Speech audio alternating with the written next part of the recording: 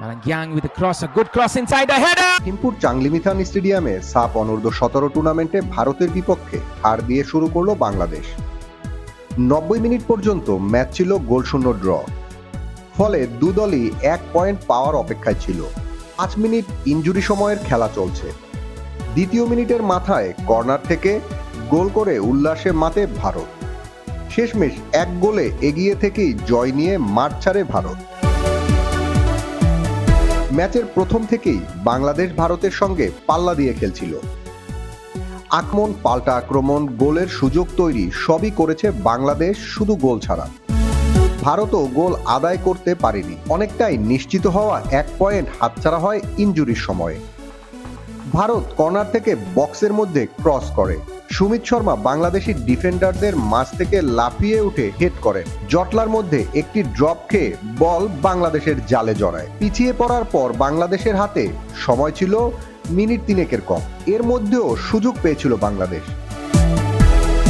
Counter অ্যাটাকে গোলরক্ষককে একা পেয়েও বাংলাদেশের ফরোয়ার্ড হেড ঠিক মতো নিতে পারেননি।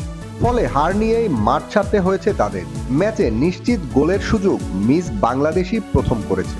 দ্বিতীয়ার্ধের প্রথম 10 মিনিটে সংঘবদ্ধ আক্রমণে বাংলাদেশ ইন্ডিয়ার গোলরক্ষককে একা পেয়েও বল জালে পাঠাতে ব্যর্থ হয়। ভারত বাংলাদেশের ডিফেন্স সেভাবে ভাঙতে পারেনি। তবে 75 মিনিটে ভারতের ফরোয়ার্ডের নেয়া দূরপাল্লা শট ক্রসবারে লেগে ফেরত আসে। দ্বিতীয়ার্ধে ভারত বাংলাদেশের চেয়ে বেশি কর্নার ও আক্রমণ করেছে।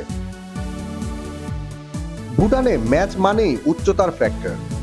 এর আগে ভুটানের চাংলিমিথাংয়েই সপ্তাহ দেড়েক আগে বাংলাদেশের সিনিয়র জাতীয় দল 2টি প্রস্তুতি ম্যাচ খেলেছে। প্রথম ম্যাচে 1-0 গোলে জিতলেও দ্বিতীয় ম্যাচে 1-0 গোলে পরাজিত হয়েছিল হ্যাভিয়ার ক্যাবরেরার দল। বাংলাদেশ অনূর্ধ্ব-17 দল এই টুর্নামেন্ট উপলক্ষে সেখানে খুব বেশি দিন আগে যায়নি। মাত্র 2 দিন অনুশীলন করেছিল তারা। এরপরও আজ ভারতের বিপক্ষে ভালোই প্রতিদ্বন্দ্বিতা করেছে এখন পর্যন্ত। ভারত কয়েকটি আক্রমণ করলেও বাংলাদেশের রক্ষণভাগ এবং গোলরক্ষক সামাল দিয়েছে ভালোই। Team sports news desk.